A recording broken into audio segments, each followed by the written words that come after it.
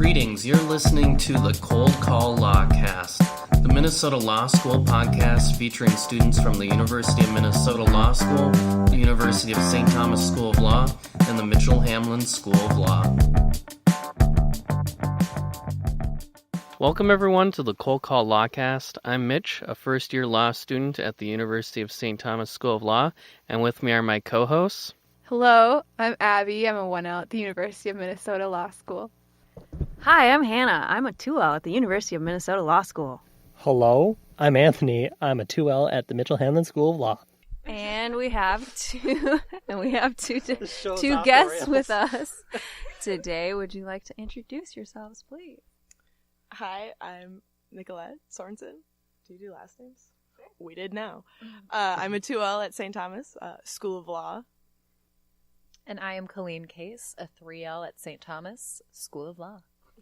Colleen is a returning guest. Yay, Colleen. Thank Yay, you. go Colleen. Returning guest and recurring co-host as well. Yay. She's filled in a couple times. Yeah, I'm thinking maybe after Mitch's awful performance, I should, consider me for a permanent replacement. We are I'm just going to put that in there. always accepting applications and resumes. So, Nicolette, this is your first time on the podcast, so welcome. Oh, thank you. And you are a 2L Yes, at the University of St. Thomas School of Law? that is accurate, or as my mom likes to call it, an L2. So L2? take that as you will. And so what did you do before you came to St. Thomas? Yeah, so when I was in high school, I decided I wanted to be an animator for Disney. So I moved to California and I went to law school. Nope, that's not true. Animation school. At Chapman University for like one semester. And then I was like, never mind, this is not for me. So I moved back here. I went to the U.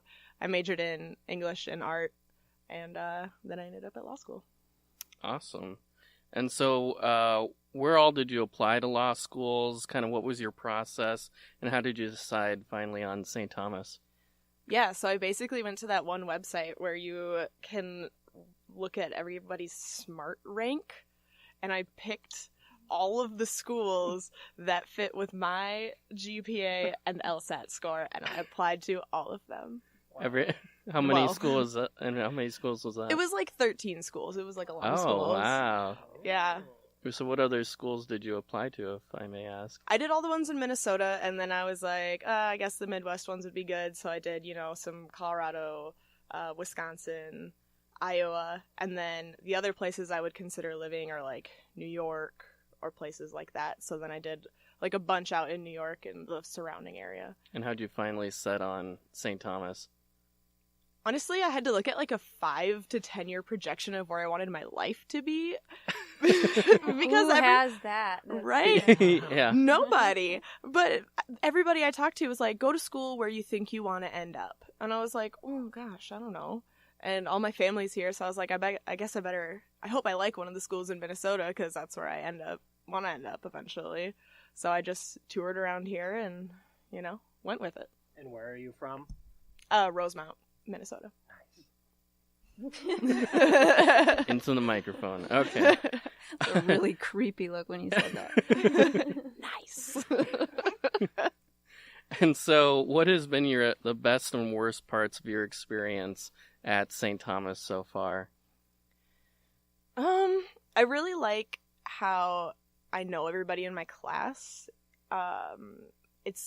You do a lot of activities, I guess isn't the right word, but a lot of events where everyone's there. So much room for activities. And, it's split into two groups, but eventually you mingle with everyone. And so I like that aspect of it a lot. Worst part? I don't know. It's downtown Minneapolis, so you have to commute. Obviously, there's nowhere really convenient. The first year I lived like a block away in this really expensive apartment, and then this year I was like, well, I can just drive and save money.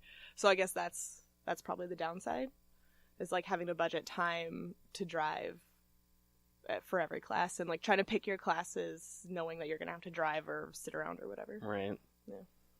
Cool. And so you're also part of Sua Sponte. Indeed. with Colleen. So what is it like being in this group with Colleen specifically? What's it like working with her? Specifically with Colleen, woof. It's a whole enigma. I didn't know what I was getting myself into, to be honest. And then I started in spring of last year, and then after May, all of our team graduated except for us two. So we were the only surviving members. So this year's been completely different than last year, and it's been wonky, but it's working, and I really like all the new members we have, so it's been grand. Oh, and Alex, he's still around. Yeah. Forgot about him. Just kidding, we love you, Alex. And so, Colleen, this is your last year, and you're getting down to your 3L. You're getting down to the final days here at law school, and then you're going to go on to becoming a successful lawyer. How has working with Nicolette changed your life completely? You know. Yeah, I mean, it's hard to believe that. It's hard to believe that graduation is coming so soon, and then real life starts, I guess. But Sua Sponte has just been an incredible thing for me, and it was just my hope that it's done a lot just with my mental health, and meeting classmates, and even like performing and embarrassing ourselves in front of our fellow classmates and even professors. It's been great, and it's going to be tough to give that up, but I am confident in our members now that they'll be able to continue just the work that we've put in over the past 2 years. So this is, the third year that the group has been around, and I just want to continue to allow this group to do the same thing for me, for students to come. Right.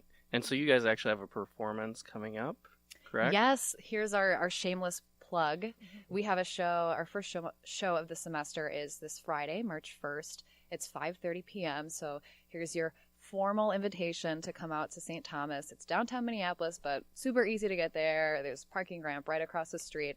It's at 5:30 in the Moot Courtroom. If you haven't been there, it's just right next to the atrium. Very easy to locate. And you'll see some free comedy, and of course you'll see us. So I mean, it's really what is there not to attend for? So it's 5:30 Friday, March 5:30 p.m. 5:30 p.m. Central Standard Time, not Mountain Time. Daylight savings is in a few weeks. Oh yeah. Oh, great. I know, right? It is. Well, it's the St. Thomas School of Law building. There's just one there's overall just one arching building. building. It's in the big one. Are we It's a big building. There are windows. There's a few doors, and also several chairs. Write that down. And some plants. And statues. Yes. Yes. we do The have a chairs statue. swivel. Statue. It depends. Oh, okay. It depends. Can I bring my own chair if swiveling is required? If you know what, if this Hannah- has been an issue that's been recently brought to my attention, and I guess you'd have to apply for a swivel chair, but there's no promises, and nothing's really guaranteed. You guys are harsh over there. But I think, haven't you guys implemented a lifetime ban on Hannah, though, attending these? Have you guys lifted that yet? We've actually, we have a seat in the front row reserved for her. I was going to say, I thought she was banned from the law school in general there. She's banned from a lot of things, but Sua Sponte shows are not one of them yet. These are rated PG-13 plus, so I'm allowed. It's actually, TV-14. TV-14. So Okay, there's a little bit of difference. I might need to check on that. Yeah, so I mean, Big 13-year-olds highly discouraged from coming. 14-year-olds, yes. And Gray so, area. and so, what do you have planned after you graduate? Now, do you have what are your big plans after graduation? You're shaking your head, so I don't know what that means. I am going to take the bar. And Really? That is all I have planned. So I have no job. Looking for a job if anyone wants to hire me. Okay. I will Did you take do any job. clerkships? During school? Define clerkship. Any kind of work in a law firm that wasn't paid or maybe minimally paid? Yeah, I've had a few different jobs. I currently have 3 now. I work at a public defender's office in Anoka County, so I do work like 1 day a week. And then I also work at a small firm, Deckert and Van Lowe, which is in Maple Grove, and they do estate planning, probate, and family law.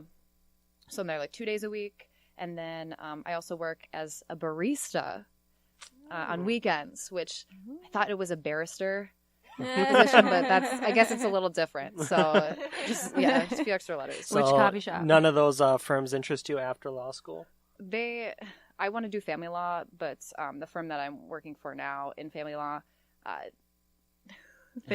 I will not be getting a job there. They're a small firm, and there's nothing available for me, but they've been pretty great about letting me know about any opportunities that they are aware of and helping me out with that. So Well, that's good. yeah, we'll see. I have nothing to answer your question. I have nothing, nothing concrete, but we'll see. I'm hopeful for Barista's the pretty future. concrete. I fully plan on going back to waitressing after law school. Yeah, that's a tough job. Yeah. Do you feel like that degree helps in that role? Yeah, because now I can legitimately threaten to sue my customers instead of just pretending to threaten to sue them. I mean, technically, you could sue them regardless if you had a degree or not. Yeah, but not for free.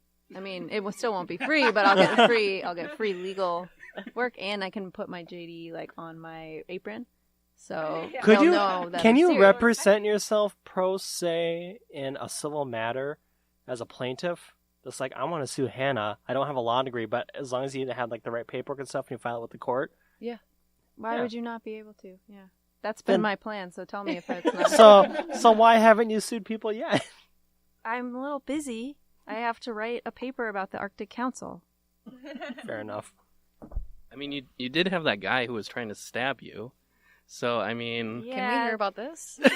Hannah, do you want to give the Cliff Notes versions of the guy who tried to stab you? Yeah, This it's was just finals I week? was. Yeah, it was Yeah. finals week. There was just a guy in the grocery store that tried to stab me. He didn't even try that hard. He was coming. He was coming at me with a knife. And then the same Neat. night, my appendix like went out, so I got my appendix out like 24 hours later. Yeah, ruptured, yeah. He ghost stabbed you. He- That's how that happened. But- Holy shit! But honestly, who hasn't thought about stabbing Hannah? I mean, really. Okay, that was recorded, right? Okay. Let the record reflect. Only Mitch was the one who put Mitch, that on the I record. saw him. so. I saw him raise his hand, and there was a look in his eyes. I can't explain it. All but- right. Next, So now she knows who she's going to sue. you got another topic on that list, Mitch, or what are we even doing? So you guys are into improv with your group, and so we thought here we'd have that the two of you would play an improv game here. I don't know what kind of game you guys have in store for us yet, but is there one that you guys would like to do for us here? Yeah, so I think we're going to do 2, maybe by ourselves, and then we would love to include you guys again. We got great feedback, I think, from the last game. Great We are pretty improvisers hilarious. here. We are hilarious. That is true. Yeah, so, Maybe give him your mic, Mitch. So, yeah, I guess I'll introduce the first game. Super. So, this first game is called ABC. You might have seen this before. I think we played this at the last show. Maybe not. But regardless, we're going to do it again tonight. So it's going to consist of 26 lines, and we're going to start at the beginning of the alphabet, and every sentence that we say back and forth is going to start with the next letter of the alphabet. So I'll start out saying, aardvarks are all around us. And then, Bet you didn't know that they're mythical. so we'll leave it at that. And well, we need some suggestions from you guys. So I think for this one, we need a relationship. Donald Trump and Michael Cohen. Wow. Very timely. Donald Trump and very Michael timely. Cohen was what Yeah. Anthony's suggestion. Timely. Does anyone? That was a great suggestion. It Are there was any other, maybe technically like a less specific, suggestion. like sorority sisters or mother daughter? That was Great aunt and great uncle. all right. I heard mother daughter, so we're gonna go with that one. And can Dog human. we have a non-geographic location?